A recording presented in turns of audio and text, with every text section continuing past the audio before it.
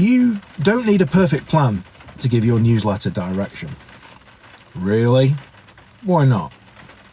Let me show you why. A lot of writers worry they'll run out of ideas, or that they'll confuse their readers or look unprofessional if they don't have some kind of precise roadmap. The truth is, almost every newsletter feels messy at first. Same with every blog post, every article, all of it. Nothing's gone wrong. It's normal for things to be that way.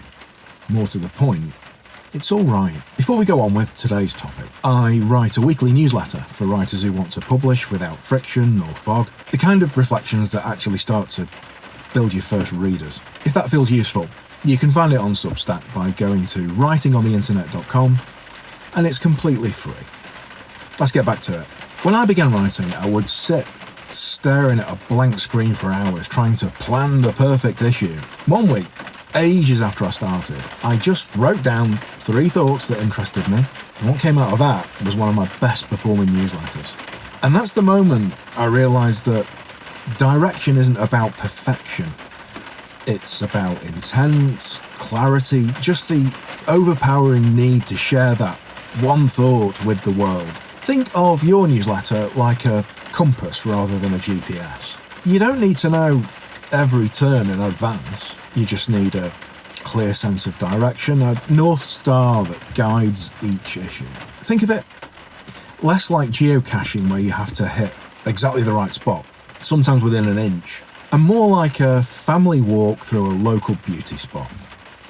Sometimes you find unexpected but cool things on the trail. Even small directions, when you use them consistently, compound over time. This week, pick one guiding idea for your newsletter. One theme, one question, or one tiny curiosity. That's your compass. You don't need to have it all figured out. You just need a sense of energy and the direction in which you want to take it. If starting to write online feels bigger than it should, grab my free New Writer bundle.